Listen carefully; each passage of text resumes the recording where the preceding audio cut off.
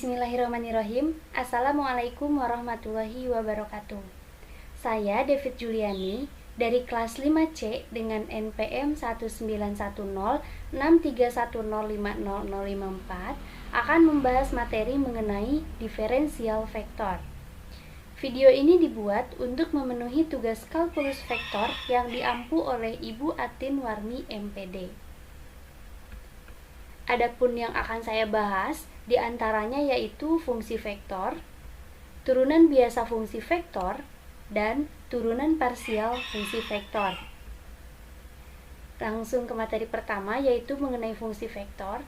Sebenarnya fungsi vektor di sini hanya sebagai pengantar untuk dapat memahami materi utama yaitu diferensial vektor. Nah, di sini jika sembarang nilai skalar T dikaitkan dengan suatu vektor A, maka A bisa dinyatakan sebagai fungsi vektor dari T atau ditulis dengan AT, yaitu suatu vektor yang komponen-komponennya merupakan fungsi atau nilai skalar T. Nah, dalam R2, fungsi vektor AT ini dapat ditulis dengan AT sama dengan A1TI ditambah A2TJ. Sedangkan dalam R3, fungsi vektor AT ini dapat ditulis dengan AT sama dengan A1TI ditambah A2TJ ditambah A3TK. Nah, kemudian jika sembarang titik X, Y, Z di R3 ini dikaitkan dengan suatu vektor A, maka bisa dinyatakan dalam bentuk fungsi vektor A dalam X, Y, Z itu sama dengan A1 X, Y, ZI ditambah A2 X, Y, ZC ditambah A3 X, Y, ZK. Nah, untuk materi selanjutnya yaitu mengenai turunan biasa fungsi vektor. Kita lihat definisinya di sini bahwa AT adalah sebuah fungsi vektor yang bergantung pada sebuah variabel T.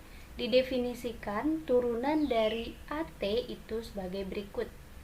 Nah, yaitu turunan A terhadap T sama dengan limit delta T menuju 0 dari A dikali T ditambah delta T dikurangi AT dibagi delta T. Nah, itu terjadi jika limitnya ada.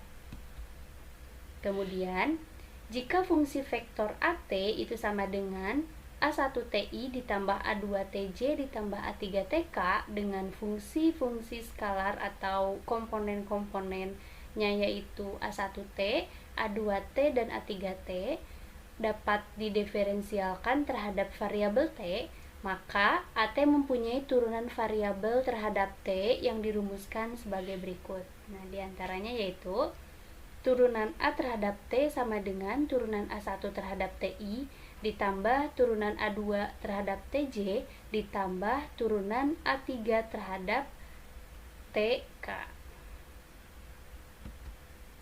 Kemudian di sini ada sifat-sifat dari turunan biasa fungsi vektor.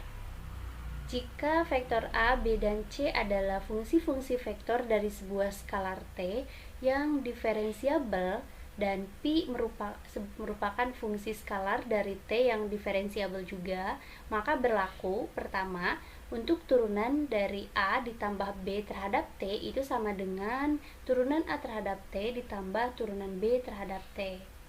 Kemudian untuk turunan A dot B terhadap T itu sama dengan A dot turunan B terhadap T ditambah turunan A terhadap T dot B. Kemudian untuk turunan A cross B terhadap T sama dengan A cross turunan B terhadap T ditambah turunan A terhadap T cross B. Selanjutnya untuk turunan Pi A terhadap T itu sama dengan Pi turunan A terhadap T ditambah turunan Pi terhadap T A. Untuk turunan A dot B cross C terhadap T itu sama dengan A dot B cross turunan C terhadap T ditambah A turut dikali atau dot turunan B terhadap T cross C ditambah turunan A terhadap T dot B cross C. Nah, sifat terakhir yaitu untuk turunan A cross B cross C terhadap T itu sama dengan A cross B ditambah turunan C terhadap T ditambah A cross turunan B terhadap T cross C ditambah turunan A terhadap T cross B cross C. Nah, selanjutnya di sini ada contoh soal yaitu hitunglah A aksen T dari AT sama dengan akar TI ditambah 2TJ. Nah, A aksen TI di sini itu merupakan turunan dari fungsi AT. Untuk penyelesaiannya seperti definisi di awal bahwa untuk turunan A terhadap T itu merupakan limit dari limit delta T menuju 0 dari AT ditambah delta T dikurangi AT dibagi delta T. Nah, kita masukkan saja yang dari soal diketahui bahwa AT sama dengan akar TI ditambah 2TJ. Maka untuk AT ditambah delta T menjadi akar T ditambahkan dengan delta TI ditambah 2 dikali T ditambahkan juga dengan delta T J dikurangi dengan AT. AT di sini yaitu T1 ditambah 2 akar TI ditambah 2TJ. Nah, dimasukkan ke sini dibagikan dengan delta T. Nah, selanjutnya dari sini bisa dioperasikan terlebih dahulu untuk I dengan I dan J dengan J. Akar T ditambah delta TI dikurangi akar TI kemudian ditambahkan dengan 2 dikali T ditambah delta TJ dikurangi 2TJ. Nah, hasil dari pengoperasian tersebut kemudian bisa dipisahkan menjadi dua bentuk limit, yaitu limit delta T menuju 0, akar T ditambah delta T dikurangi akar T dibagi delta TI ditambahkan dengan limit delta T menuju 0, 2T ditambah delta T dikurangi 2T per delta TJ. Nah, kemudian untuk merasionalkan bentuk akar yang ada pada bentuk ini, maka limit delta T menuju 0, akar T ditambah delta T dikurangi akar T per delta T dikalikan dengan akar T ditambah delta T ditambah akar T dibagi akar T ditambah delta T ditambah akar TI. Nah, kemudian ditambahkan dengan limit delta T menuju 0, 2 delta T per delta TJ. Ini didapat dari bentuk sederhana dari 2 dikali T ditambah delta T dikurangi 2T dibagi delta T. Setelah itu didapatkan limit delta T menuju 0, T ditambah delta T dikurangi T dibagikan dengan delta T akar T ditambah delta T ditambah delta T akar TI ditambah 2J. Kemudian disederhanakan kembali sampai akhirnya mendapatkan bentuk 1/2 akar TI ditambah 2J. Nah, ini merupakan turunan dari fungsi T yang ada pada soal. Kemudian di contoh soal kedua, jika AT itu merupakan E pangkat sin T kuadrat ditambah 2TI tambah ln T kuadrat ditambah 2TJ ditambah 4T pangkat 3K, maka tentukanlah turunan A terhadap T. Nah, di sini seperti kita tahu bahwa tadi sudah dibahas juga bahwa turunan A terhadap T itu sama dengan turunan A1 per E terhadap TI ditambah turunan A2 terhadap TJ ditambah turunan A3 per TK. Nah, untuk A1, A2, dan A3-nya E sin T kuadrat ditambah 2T ini sebagai A1, kemudian ln T kuadrat ditambah 2T ini sebagai A2, dan 4T3 ini sebagai A3.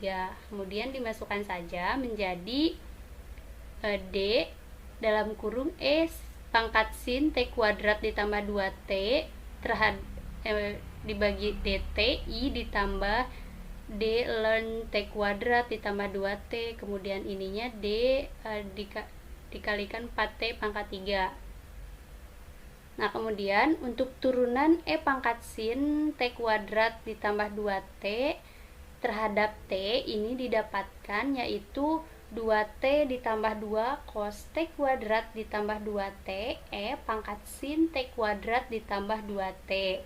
Kemudian untuk turunan dari ln T kuadrat ditambah 2T terhadap T itu adalah 2T ditambah 2 per T kuadrat ditambah 2T. Dan untuk turunan dari 4T pangkat 3 dari terhadap T itu adalah 12T kuadrat. Jadi untuk hasilnya atau turunan dari A terhadap T itu ini tadi.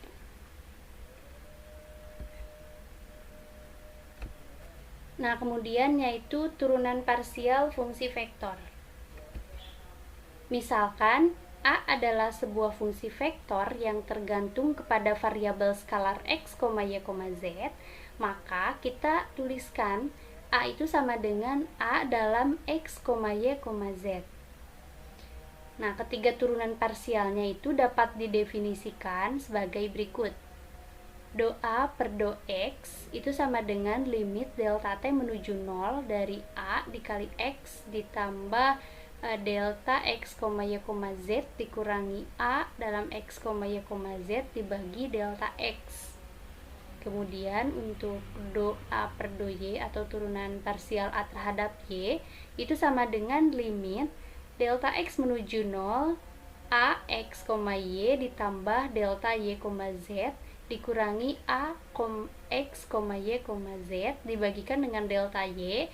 Sedangkan untuk turunan parsial A terhadap Z itu sama dengan limit delta X menuju 0 dari A X, Y, Z ditambah delta Z dikurangi A X, Y, Z dibagi delta Z.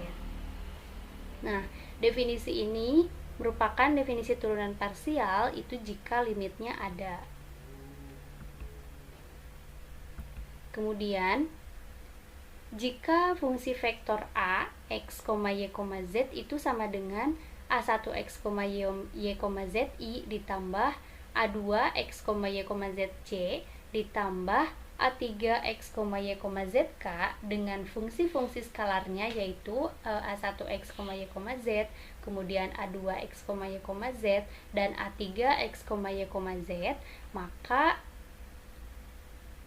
mempunyai turunan parsial terhadap variabel x, y, z, maka A, x, y, z itu juga mempunyai turunan variabel terhadap x, y, z. Nah, dapat didefinisikan atau dirumuskan sebagai berikut. Untuk turunan A terhadap x itu sama dengan turunan parsial A1 terhadap x, I ditambah turunan parsial A2 terhadap x, J ditambah turunan parsial A terhadap xk. Nah, begitu pula dengan yang turunan parsial A terhadap Y dan turunan parsial A terhadap Z. Nah, di sini ada sifat-sifat dari turunan parsial fungsi vektor. Misalkan A dan B adalah fungsi vektor dan Pi adalah fungsi skalar x, y dan Z dapat didiferensialkan terhadap ketiga variabel tersebut, maka berlaku pertama, untuk turunan diferensial A ditambah B terhadap X itu sama dengan turunan diferensial A terhadap X ditambahkan dengan turunan parsial B terhadap X. Kemudian untuk turunan parsial A dot B terhadap X itu sama dengan A dot turunan parsial B terhadap X ditambah turunan parsial A terhadap X dot B. Kemudian ada do A cross B per do X, atau dalam penyebutannya bisa seperti tadi ya, itu sama dengan A cross do B per do X ditambah do A per do Y cross B. Kemudian ada turunan parsial Pi A terhadap X itu sama dengan Pi turunan parsial A terhadap X ditambahkan dengan turunan parsial Pi terhadap XA. Kemudian sifat berikutnya yaitu turunan parsial do kuadrat per do Y do X A dot B itu sama dengan do per do Y dikalikan dengan do per do x a dot b, atau bisa juga diubah ke dalam bentuk do per do y a dot do b per do x ditambah do a per do x dot b. Kemudian dijabarkan kembali bisa menjadi bentuk a dot do kuadrat b per do y do x ditambah do a per do y dot do b per do x ditambah do a per do x dot do b per do y ditambah do kuadrat a per do y do x dot b. Nah, itu semua merupakan sifat dari turunan parsial fungsi vektor. Nah, lanjut, di sini ada contoh soal. Jika a, x, y, z itu sama dengan x, y, z kuadrat i ditambah y, z kuadrat c ditambah 2x, y kuadrat k, maka hitunglah do a per do x, do a per do y, dan do a per do z. Untuk penyelesaiannya sendiri, itu artinya kita mencari turunan parsial a terhadap x, turunan parsial a terhadap y, dan turunan parsial a terhadap z. Pertama, untuk turunan parsial a terhadap x, di sini do per do x, terus kemudian fungsi dari a-nya ditulis kembali di sini. Untuk turunan a terhadap x itu kita hanya menurunkan suku yang memiliki variabel x saja. Di sini x, y, z kuadrat i, x-nya diturunkan maka menjadi y, z kuadrat i. Kemudian ditambahkan dengan y, z kuadrat c, karena di sini tidak ada x, maka ini 0. Kemudian ditambah 2x, y kuadrat. Di sini turunan x jadi 1 ya, berarti 2y kuadrat. Maka hasilnya turunan parsial a terhadap x itu yaitu y, z kuadrat i ditambah 2y kuadrat k. Kemudian untuk turunan parsial a terhadap y sama seperti tadi, hanya di sini yang diturunkannya yaitu y.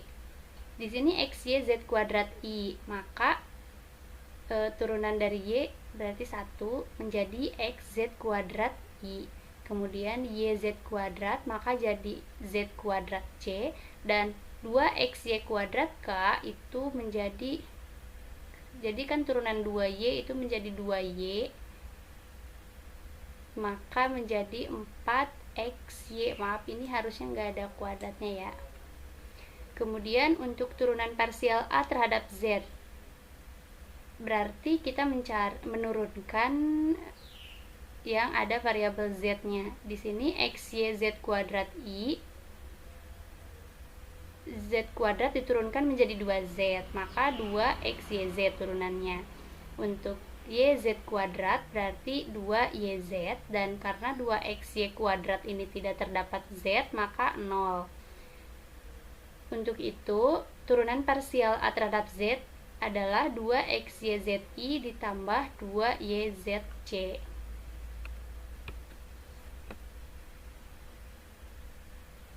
Kemudian ada contoh soal yang berikutnya, yaitu carilah turunan parsial pertama terhadap x, y, z dari y kuadrat i ditambah z pangkat 3j ditambah x kuadrat k. Nah, di sini kita mencari turunan parsial terhadap x, y, dan z-nya.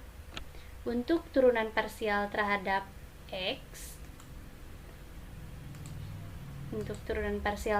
x, maka kita hanya menurunkan yang terdapat variabel x-nya saja. Nah, di sini kan y kuadrat i tidak ada, z pangkat 3j juga tidak ada, itu anggap saja 0.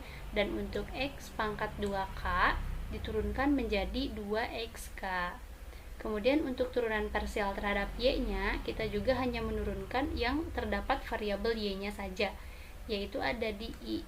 Y kuadrat i diturunkan menjadi 2yi, sedangkan sisanya tidak ada variabel y sehingga dianggap 0 saja.